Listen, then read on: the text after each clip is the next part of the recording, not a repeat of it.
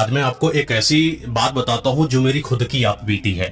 जब मैं class 12th में था तो मेरा ऐसा मन था कि मुझे IIT जेईई करना है, जिसके लिए मैं कानपुर गया हुआ था हॉस्टल में। अच्छा, जब मैं वहां पर गया तो मुझे एक ऐसा कमरा चाहिए था जो शांत हो, जहां पर कोई लड़का डिस्टर्ब ना करता हो। वैसे हॉस्टल में आपने देखा होगा कि 3 4 5 लोग साथ में आराम से रहते हैं, लोग आराम से पढ़ाई लिखाई करे, कोचिंग है, मस्ती करे, जो भी है। लेकिन मैं अपनी चीजों के लिए सीरियस था। मुझे अपना कमरा अपना चाहिए जहां पर कोई मुझे डिस्टर्ब ना करे। तो मेरे ही हॉस्टल में एक तीसरे मंजिल पर एक कमरा था जो कि मुझे दिया गया कि आप यहाँ पर रहो, शांत है, तीसरे मंजिल पर कोई आपको डिस्टर्ब नहीं करेगा और यहीं पर एक अकेला कमरा है, आपको कोई प्रॉब्लम नहीं होगी। अच्छा, मुझे इन सारी चीजों के बारे में, ये भूत प्रेत आत्माएं, इन पर खास ज्यादा भरोसा भी नहीं था कि ये सब भी कुछ होता है, क्योंकि मैंने इतना ज्यादा कुछ देखा नहीं था।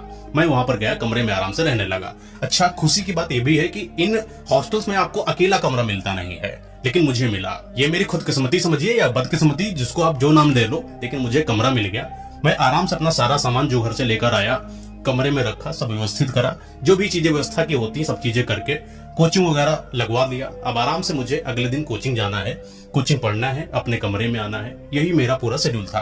कोचिंग लगवाई और कोचिंग जाके पढ़ाई करा, अपने कमरे में आया, जो भी अपना दिनचर्या होता है सब निभाया, सोया। ऐसे करते करते धीरे धीरे 10 या 15 दिन हो गए। लेकिन जब आप अपने घर से किसी दूसरे जगह जाते हो तो मन करता है कि एक बार अपने घर चले जाए।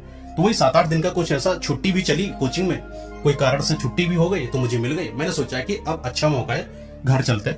तो अपने जो भी सामान की पूरी पैकिंग वैकिंग करी, सारी चीजें बैग में डाली और मैं अपने घर के लिए निकल लिया। लेकिन जब निकल रहा था, जो भी वहां कूलर लाइट वगैरह होता है ना, बटन वटन सब बाहर की लाइटें, सब कुछ मैंने बंद कर दिया और वहां पर लॉक लगा के आराम से सब लोगों से मिलके अपने घर की तरफ आ गया। 7 8 दिन की छुट्टियां निभाई। अब बारी है हॉस्टल जाने की, पढ़ाई भी करना है। वहां पहुंच गए तो जब मैं हॉस्टल पहुंचता हूं तो मैं क्या देखता हूं कि ये जो लाइटें हैं वो सारी ऑन है, कूलर मेरा चल रहा है, पंखा भी चल रहा है। अच्छा, कोई बाहर से उसको चला नहीं सकता क्योंकि वो स्विच मेरे कमरे के अंदर है। मुझे लगा हो सकता है कि जल्दबाजी के चक्कर मैंने ध्यान न दिया हो और ऐसे ही मैंने वो बटन वटन ऑन करके मैं निकल गया अपने घर। ऐसा मेरे दिमाग में आया। चलो कोई बात नहीं, आराम से दरवाजा खोला, लाइटें वाइटें सब जल ही रही थी, व्यवस्थित थी, आराम से बढ़िया बैठ गया, सामान सेट किया, फ्रेश व्रेश हुआ, फिर कमरे में आया। दोस्तों यार नीचे बन ही गए थे, थोड़े बात बात करा और ऐसे दिनचर्या चलने लगी। कोचिंग जाता पढ़ता, खाना वाना खाया, मस्ती करा, जो भी है। धीरे धीरे समय आया दिवाली का और अब दिवाली में 7 8 दिन की मिनिमम कोचिंग की छुट्टी मिल गई थी और अब मैं घर जाऊंगा। तो यही सिस्टम था कि पूरी तैयारी करो, अपना कपड़ा उपड़ा लिया, सब पैक करा, बैग पूरा सेट है, निकल लिया अपने घर के लिए। वही वाला सीन की पूरी लाइट वाइट सब कुछ ऑफ कर दिया और अपने घर आ गया। दिवाली की छुट्टी कंप्लीट हुई घर में। अब बारी है हॉस्टल जाने की। जैसे मैं हॉस्टल गया तो मैं क्या देखता हूं, कूलर चल रहा है, बाहर की लाइट इस बार नहीं जल रही, कूलर चल रहा है, पंखा भी अंदर का चल रहा है। चलाया कौन पता नहीं, स्विच कहां है, हमारे कमरे के अंदर। ये जो सीन हमारे साथ हुआ, पहली बार मुझे डर लगा। मुझे ऐसा लगा कि ये मेरे साथ हुआ क्यों। या तो डर था कि कोई आत्मा का, मुझे डर नहीं लगा। पहली बार मुझे ऐसा लगा कि किसी इंसान ने यहां पर शायद चोरी कर ली, या तो अंदर घुसा है, क्योंकि बिना स्विच को अंदर से खोले या कुछ बटन दबाए आप चला ही नहीं सकते हो। तो मैंने सोचा हो सकता हो कि जो वार्डन है इसने ही चलाया हो, या इसके पास कोई मास्टर वास्टर की हो तो इसने खोला हो। मैंने फोन किया कि भैया क्या बात है, कि मतलब कोई रूम वूम जाने के बाद कोई चेक भी करता है क्या, कोई आ भी सकता है क्या।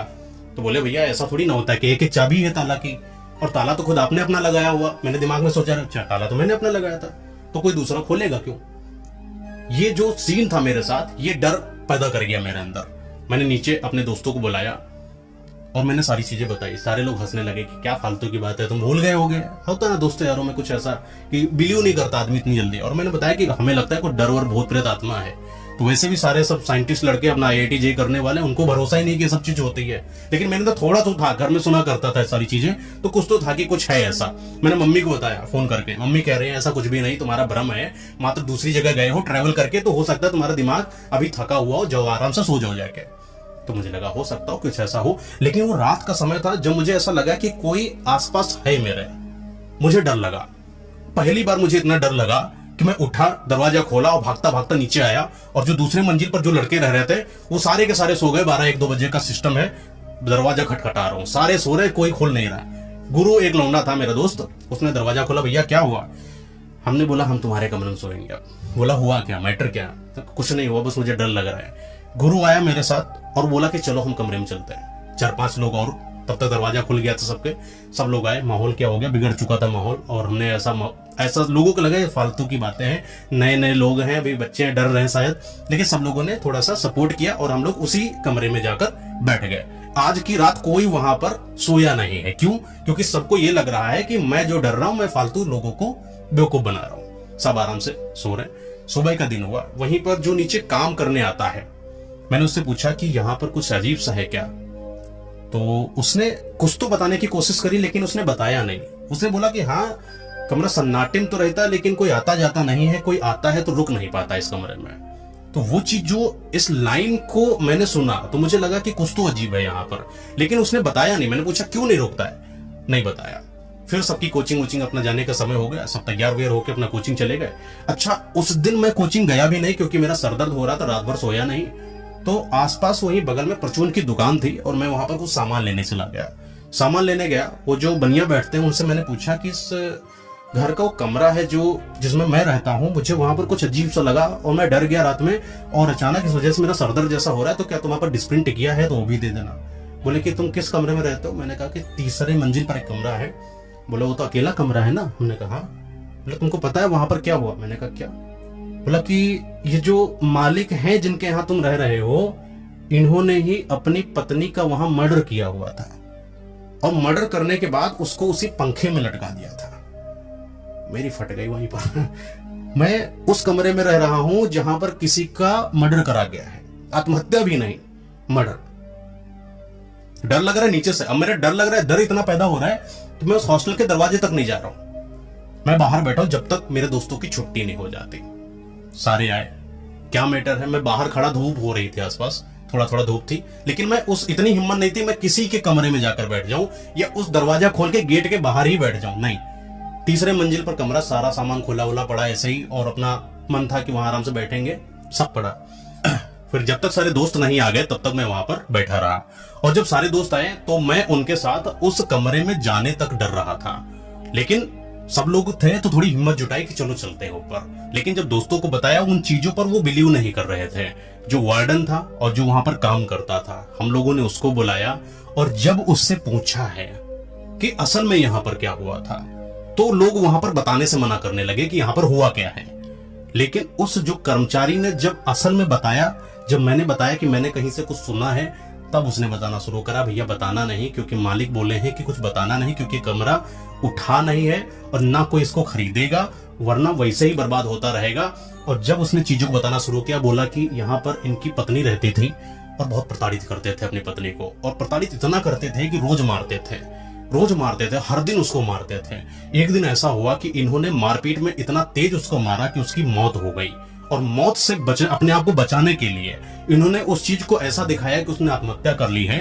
हाँ, दुपट्टा उपट्टा बांध के लटका दिया था उस पंखे में, जिससे लोगों को ये लगे कि वहां पर मर्डर नहीं बल्कि उसने आत्महत्या करी है।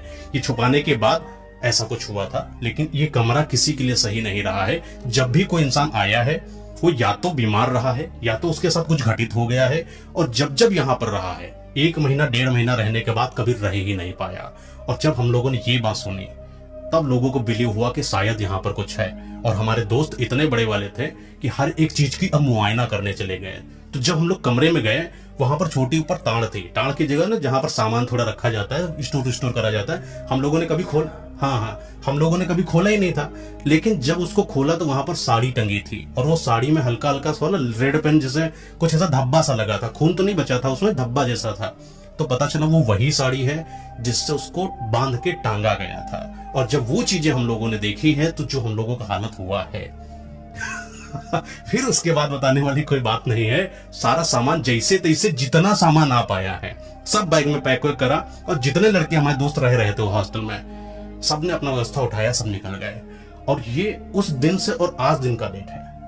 जब जब वो चीजें मुझे याद आती, हालांकि वो तो मेरे साथ घटित हुआ ना कि क्या हुआ था, जब दरवाजा खोला मुझे कैसा फील हुआ, वो सारी चीजें सिर्फ मैं बता सकता हूँ। सिर्फ मुझे एहसास है जिनको मैं बयां ही नहीं कर सकता। कोई इंसान को लगे ये शायद मजाक है, सिर्फ स्टोरी, नहीं, ये है। आज भी वो हॉस्टल जिंदा है, आज भी वो कमरा है, और आज भी जब भी वहां पर कोई जाता है तब उसके साथ ये होता है।